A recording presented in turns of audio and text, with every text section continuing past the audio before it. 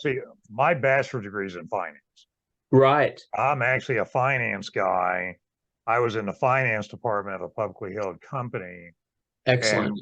and we were literally going to go out of business, and we were going to go out of business because of employee turnover, the Mm, inability to recruit, mm-hmm. and our skills gap. Mm, And so this was a manufacturing service company. So in other words, we manufactured something and then we installed it, and maintained yeah. it, etc. Okay. Yeah. And so these guys were very highly skilled people going into name an industrial plant, Yeah. name anything, refineries, chemical plants, etc. Right. And so we were literally going to go out of business because Wow. not because we didn't have the work, but because we didn't have the people. Huh. And so what was happening was that I had proven to my CEO that I could figure stuff out. I'm just a Mm, problem solving kind of a guy, and that's just the way I am. And that's a lot of finance people are like that. And it's all about numbers, and it's all about root causes and things like that. mm, So and I guess we can use this as the case study, but I also want to make a point here in a minute, and that is, so my CEO called me in, hey, let's have coffee. And I was so young at that time, and I had no idea that he had a whole plan. And the plan was that by the time I left his office, I was the vice president of HR. Yeah. And wow. I was and it was a publicly held company down in Houston. We had 1,000 employees all over the world, Yeah. highly skilled people. And so basically we lined out what we thought, and he basically had me write it all up, of just of okay, these are the problems I think we have, etc. Hmm. And so he said, okay, go out there and fix it, and let me know if I can help you. It's like, Wow.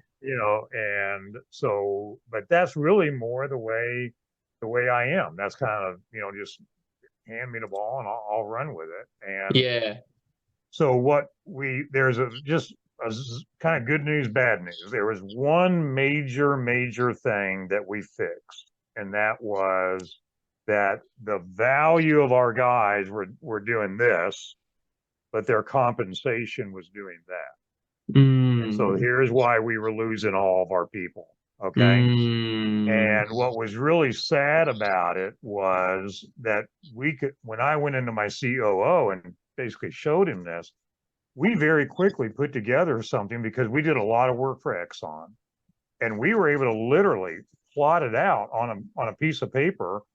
If they finished the following training, they needed a raise of X amount, given the yes. fact that we were going to get more money from Exxon. Yes. And so very quickly, we solved that problem, which was a good piece of it. Now there was lots of other things we did, Yes. but that happened relatively quickly. And all of a sudden, we went from a standpoint of not only did we shut down the employee turnover, but we also, a bunch of our people who had left basically came back and Hmm. said, that was our issue, our problem. That was the number one thing. And now we like you guys more than we like working for this new. And yeah, so we got a whole bunch of our Good. people back, and then we started pulling people in from our competitors. Nice. We started Because you matched compensation with value. value. And Yeah. see, that's what if you I'm not sure if you've had an opportunity to look at my presentation, but I've got a No. presentation and I throw out 5 concepts. And one of them is that the problem with most companies right now is they focus on time served. Okay, so we're Mm. going to hire you 6 months from now, we're going to give you a little dinky raise. And then a year Mhm. from now, we're going to give you another little dinky raise. And Yeah. it may or may not have anything to do with your value. And so one of Yeah. the things, yeah. So one of the things I tell people is, and here's the great thing about it: you can do it with most classifications. Some of them get a little dicey, but especially when you start talking about people that are bringing revenue in, it's almost always very easy to sit there and literally plot the number up as that person is learning more and more. and their value is going up because we're getting paid more money. Yes.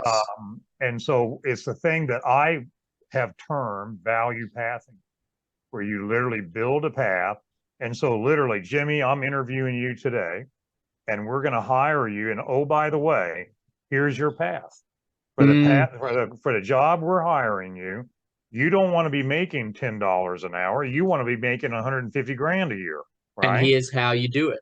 Exactly. And Right. here's step by step. And oh, by the way, Jimmy, I want to introduce you to this technician here that he just finished up. He is now a senior technician.